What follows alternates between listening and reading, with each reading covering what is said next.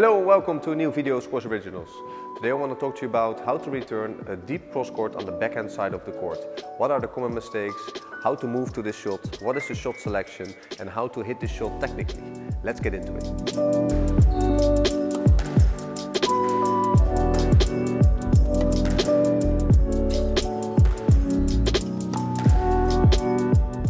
Before we get into what kind of footwork or what kind of shot you're gonna play on this shot, the first step is seeing the cross-court coming anyway.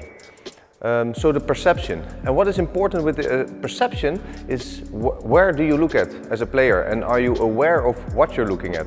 Are you consciously looking at something, or are you just looking at your opponent and hoping to see what shot is he or she gonna play? If we talk about perception, I look at a few things. First of all, the timing. In comparison to the body, where does your opponent hit the ball? So for the timing, probably boast, maybe a drive, probably not a cross court.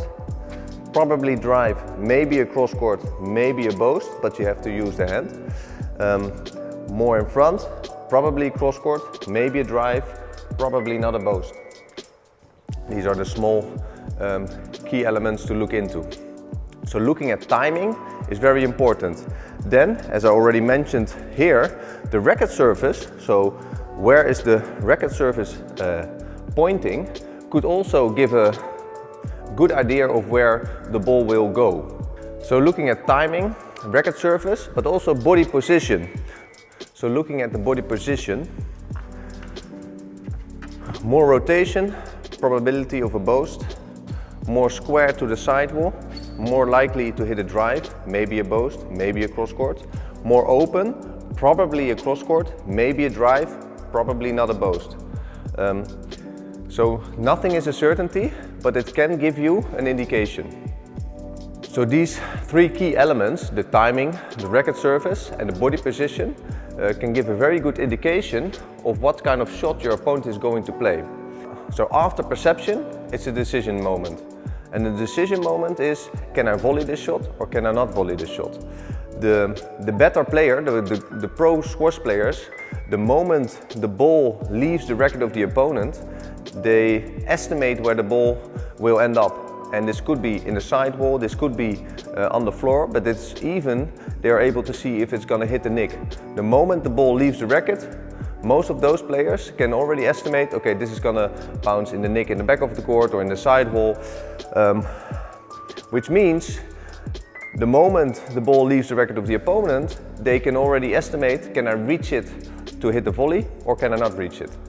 And this is important because this changes probably the footwork pattern.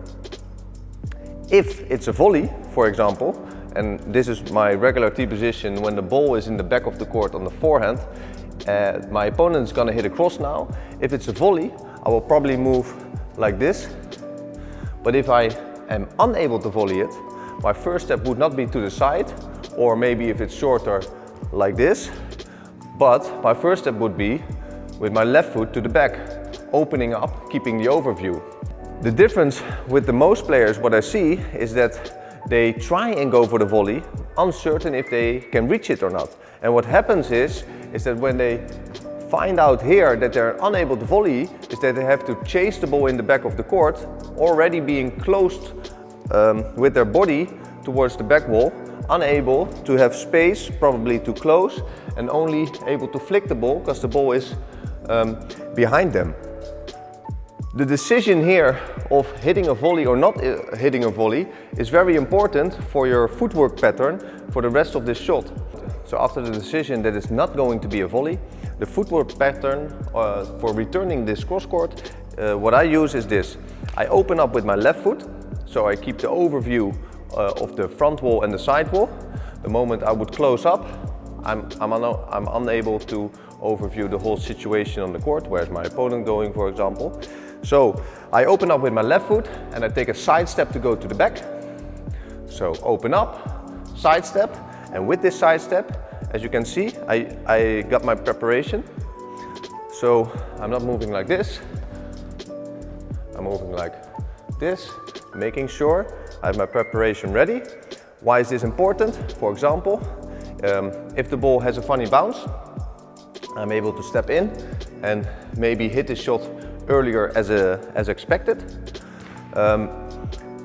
Also, from this situation, it's easier to have your momentum for your swing instead of rushing your swing. This all has to do with the timing of your shot. So the early preparation is handy for when the ball has a funny bounce, but also gives you a lot more time to time your shot the way you want it. So opening up with the left foot, using the side step, and now the most probably important step of this shot is coming in, is instead of stepping towards the ball, I would like to see you cross over and let the ball come to you. And with this crossover step, as you can see, if I use this or this, there's a lot more shoulder rotation. So now I have probably a lot more effortless power in my shot. And this is very important. Also, using this crossover, if I use this step and the ball comes in with an angle, because it's a cross court, it will go away from me. Using this crossover, I make sure the ball comes to me and I have more momentum, more body weight into my shot. Then, what is important, now going into the shot, I want my balance to go forward, going diagonally towards the back wall, side wall there. What I see a lot is that people now lean back and fall over. So making sure, if you hit this shot, you push forward with your chest, staying low, and use your follow through to get your momentum back to the tee. So go in, cross over, swing, and get the momentum back to the tee. This you can practice as well in your solo. So go step by step. Left foot, side step, crossover, swinging slowly, and feel your body transition, getting that momentum back to the tee. Because that's very important that you don't end up falling backwards or maybe swinging and just opening up and feeling exposed behind your opponent. You want to create that momentum getting back to the tee as quickly as possible.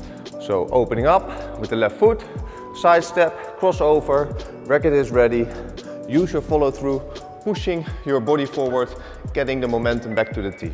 And then the next step would be shot selection.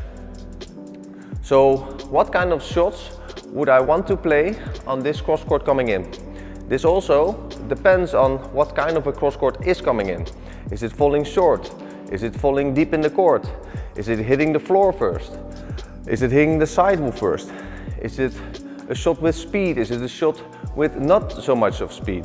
All these things matter in the decision what kind of a shot I'm going to play to my opponent. Now, if my opponent leaves the ball short, in this area I would probably go for a more attacking drive. If it's a little bit deeper, I would probably go for a more safety drive. Leaving it short would also mean I could maybe hit an attacking boast. This also depends a bit on how well my opponent recovers back to the tee, and because I open up with my left foot and use side steps, I have a bit of an overview and seeing in the corner of my eye if my opponent moves up high on the tee or is hanging back.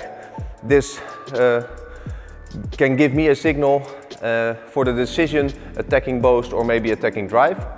The more I'm put in the back of the court, the more likely I am to hit the safety drive, making sure my opponent cannot volley the ball and I can get the control of the tee again.